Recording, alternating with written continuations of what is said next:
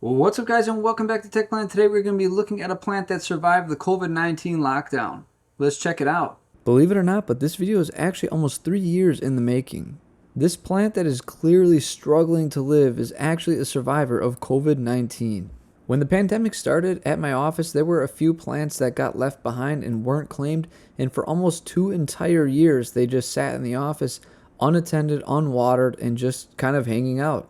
Every plant on my floor perished except for this one plant. This one actually clung to life. Now, what is this plant that's an absolute survivor? This is a zebra haworthia, and these are probably one of the most hardy plants I've ever seen. You can see the years of struggle this thing made to try and survive, and it is absolutely radical. It has seriously just sat for 2 years and used up all its internal moisture and just kept extending and growing over time, and it is absolutely wild. This plant honestly reminds me of what most of us were doing for 2 years, really just surviving and waiting for the light at the end of the tunnel. This is what this plant is supposed to look like when it's in good health and it's been watered frequently and it's getting great light. You can see how compact it really is and how thick the leaves are. So basically for almost 2 years it just kept recycling its own water content, and its leaves got thinner and thinner as it kept on growing. So it basically consumed itself and got smaller and smaller. And that's how it was able to survive. So I want to try and bring this back to life. So the first step is going to be detaching this from the very long dried up portion of its body. We're going to try and reroot this plant and get rid of all that excess dried up stuff. Once I get the main portion detached, I really just try to clean it up as much as I can.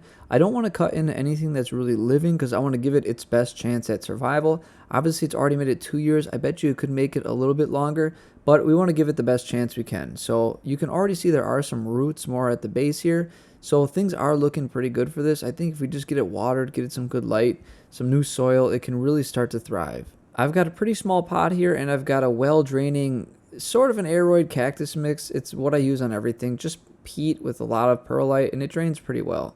So I'm thinking this is going to be pretty good for it. I'm going to water it sparingly so I don't rot it out, but it should be good.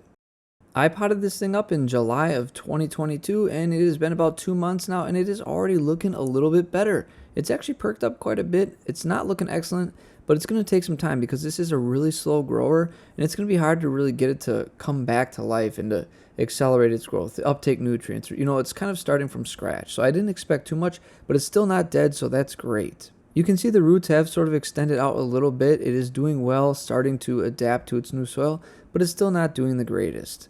We're going to pot it back up and give it some more time. Alright, another month has passed, so we're going to check it out and see how it's doing.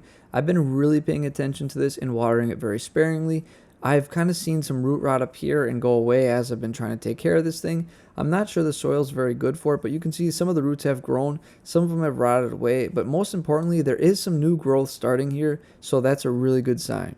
Alright, now a lot of time has passed. I did move it out of the soil. I kept struggling with root rot and not rotting, and it was just really not really doing much actually. So here we are present day actually, so almost an entire year, really 11 months since we potted it up, and I did change it to a different substrate. This is Seachem. It's actually an aquarium substrate, and it has been working fantastically. This change was probably done maybe a month and a half ago, and it's adapted quite well. I've noticed I'm not seeing the root rot anymore as I pull it out. You can see this root actually is quite fresh looking, and it's really taking to this substrate. It's really airy, yet gives it what it needs, I guess. I don't know why this is working so good, but it really is. And you can see now there's quite a bit of growth.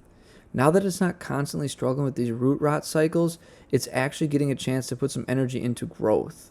Now, compared to what it looks like before, it doesn't look crazy different, but there is 3 new leaves total, I believe. It has lost some previous ones. Like I said, when the root rot was occurring, it was kind of shedding older leaves.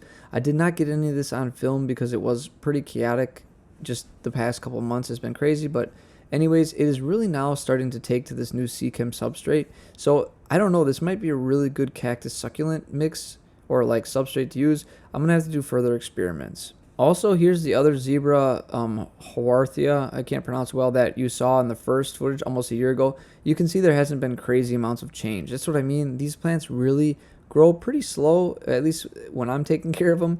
And you can see how it can survive 2 years, and this whole video takes place over a course of 3 years, obviously, because the first 2 was the office and 1 year of growth. But it's pretty crazy how hardy these plants are. I mean, this plant literally survived a 2-year lockdown all alone in an office, just sitting in a window, no water, no anything. So it's pretty wild, and it really goes to show you how hardy these plants really are. Well, guys, I hope you enjoyed this video. I thought it was crazy that it survived 2 years. I guess now that I think about it, my mom has had one of these plants like kind of in the corner of her house, and it has lasted 2 years under her care. Not that she's bad at caring for plants, but she forgets about it often. So those plants really are insanely hardy. So if you're ever looking for that plant that can literally withstand anything, the Hoarthia is definitely the plant for you.